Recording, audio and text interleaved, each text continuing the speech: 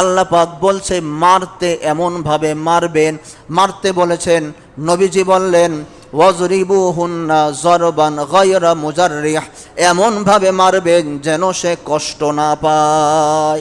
কিভাবে আমার নবীজি বলেন, পকেটে মেসওয়াক, মেসওয়াক আছে তো, মেসওয়াক দিয়ে বাড়ি দেন, ব্যথা পাবে তো, হ্যাঁ, মেসওয়াক দিয়ে বাড়ি মারেন, অথবা রুমাল, মাথায় পাগড়ি আছে, ঘাড়ে গামছা আছে, এটা পেঁচান, পেঁচে এরপরে মারেন, দাগ হবে তো।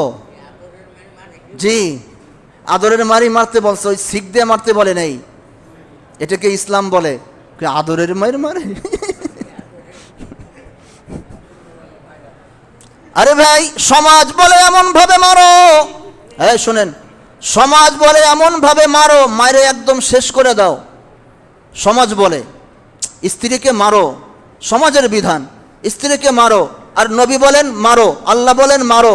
নবী বললেন কিভাবে মারো, এমন ভাবে মারবে ওয়াজরিবুহুন্না জরবান গায়রা মুজাররিহ, এমন ভাবে মারো যেন দাগ না হয়, এমন ভাবে মারো যেন আঘাত না পায়, এমন ভাবে মারো যেন তার শারীরিক কষ্ট না হয়। কি বলেন, গামছা পেঁচিয়ে এরপরে মার দেন, মেসক দিয়ে পিটান, রুমাল পেঁচিয়ে এরপরে মারেন। যদি এরপরও সংশোধন না হয়, প্রথমে তাকে উপদেশ দিয়েছেন, বিছনা আলাদা করেছেন, এরপরে তাকে মেরেছেন কি দিয়ে, ঝাড়ু দিয়ে? কোনো অবস্থাতে তাকে ঝাড়ু দিয়ে মারার অধিকার নেই আপনার। কোনো অবস্থাতেই স্ত্রীর গায়ে ঝাড়ু দিয়ে আঘাত করার, লাঠি দিয়ে আঘাত করার অধিকার নেই আপনার। আমাদের বাংলাদেশে এমনও অঞ্চল আছে, আমার নিজের চোখে দেখা, বাপেও বউকে মারে, বড় ভাইও বউকে মারে, ছোট পোলাও বউকে মারে। এদের কাম, এদের বউ না মারলে বউ এটা হালাল হয় না। আমাদের বাংলাদেশে এমন অঞ্চল আছে, নাম বলবো না, এখানে থাকলে কষ্ট পাবেন। কথা বুঝেন নাই? মারো। এবার তৃতীয় পদক্ষেপ শেষ, এবার যদি কাজ না হয় তাহলে চতুর্থ পদক্ষেপ, এক লগে বাইন তালাক দিয়ে দেন। এক লগে বাইন তালাক না, প্রথমে এক তালাক দেন, যদি সংশোধন হয়ে যায় তো ওকে, যদি এরপরও সংশোধন না হয় দ্বিতীয় তালাক দেন, যদি এরপরে ওকে হয়ে যায় তো ওকে, যদি এরপরও সংশোধন না হয় তাহলে তৃতীয় তালাক দেন, বিচ্ছিন্ন করে দেন।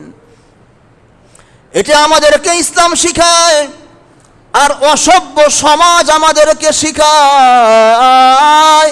কিরে, বিয়ে করছস, বউ সামলাতে পারস না? আছে না নাই? বাপে বলে, বাপে বাপে বাপে বিয়ে দিয়েছি আমরা, বউ সামলাবি তুই। আছে না নাই? শিখিয়ে দেয়।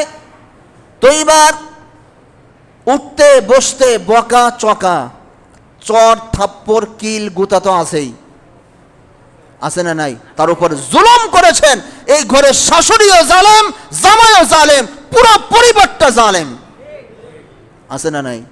এরকম একটা পরিবার না, শত শত পরিবার আজকে অশান্তির বেড়া জালে আবদ্ধ আছে। কারণটা কি?